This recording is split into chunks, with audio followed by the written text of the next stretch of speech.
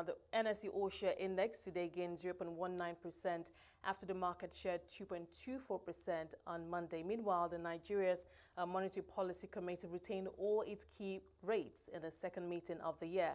Gbolahan Aina, Head of Investment at Cordros Asset Management, joins me to discuss this and more. Gbolahan, thank you for joining us today. Pleasure to have you. Thank you, Esther. So you were listening to our panelists sharing their thoughts on and takeaways from the MPC meeting. But what are your thoughts and what were your expectations? Well, so the CBN was in a difficult place, right? So I said they were in a position of maybe the devil and the deep blue sea. So one is that reduced rates is going to be ineffective. And of course, it's going to also send a wrong signal to the foreign investors. If you look at what happened in the last OMO auction, there was no bid. And of course, that segment of the market was used to attract the FPIs. So the major risk factor that the CBN is facing is the currency risk. And of course, we saw them adjust the Naira to dollar exchange rate last week. So they didn't want to do that, one, because of that currency challenge. And of course, they couldn't increase interest rate, also sends a negative signal. So if you look at what central banks around the world are doing, they are maintaining a dovish stance.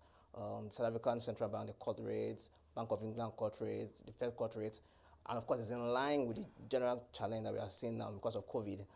So I expect them to have maintained status quo, which of course is what they did, and for obvious reasons. And of course, I think Emefiele also, the CBN governor also alluded to that, right? That MPR hasn't been an effective transmission tool in terms of what the real interest rate should be.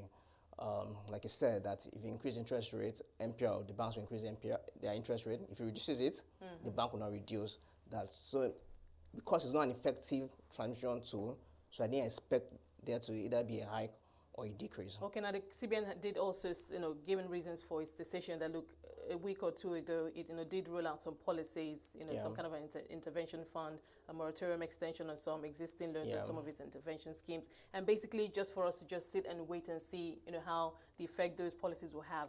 But everyone is wondering, in that time lag while we wait. We know that while we're waiting, oil prices are still in the 20s level. We know that, and we just heard that Nigeria has a lot of unsold oil cargoes and has had to give a discount to some of its customers on the Kwaibo and the Bonny Light sweet crude. Other key players, Saudi Arabia and some other countries, are also doing the same thing. So it's still we're still in a price war. Fact for this, I think either this month or last month, what was shared was significantly lower. So we're just wondering, what can we expect in terms of the next event as far as this economy is concerned? Should we be preparing for? So we are really in a tough position, and of course the fiscal authority, they cut the benchmark rate to $30. It was initially $57 per barrel. Of course, they also reduced the expenditure by 1.5 trillion.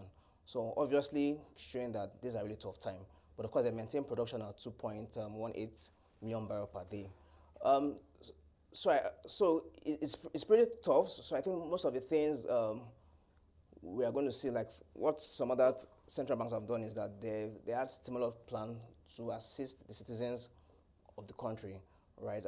So in Canada, for instance, there are plans to help employees, to help businesses, to more or less alleviate the challenges. So CBN, they've done a few things. One, like you said, they increased the moratorium to 1 year. They reduced the interest rate on intervention fund from 9% to 5%. So I don't think that is enough, but I think it's something is a step in the right direction. But what more could we possibly do at this point? I mean, I know different economists, analysts have their own opinions in terms of what additional measures that they think could also be supportive of this already announced policies. Yes, I think in terms of the stimulus plan, right, I think maybe they might need to increase it. So it was 50 billion that they initially mentioned, and now say, okay, 1 trillion to support some businesses. I believe a lot of people are not captured in that nest. So for Nigerian population, it's largely informal. Businesses are informal. So most of them might not be able to access some of the loans. So what we've seen in some economies, they do what you call like a cash transfer mechanism, cash control. So it's a way of giving back to the vulnerable citizen. I don't know how that is going to work, but that might help in some regard, because we expect to see a lot of job losses in this period. We expect to see a lot of economic redundancy. We expect to see a lot of inactivity. And there's also an economic side to it. So crime might go up as people are staying at home, people can go and shop, people that are fall out of unemployment. But I'm just wondering, because obviously now is not the time to even worry about inflation. I mean, am I right? No, you're right. Inflation at 12 levels. So really, I think that's like a foregone battle. So really, they'll rather focus on growth and focus on FX, which is the major challenge for now.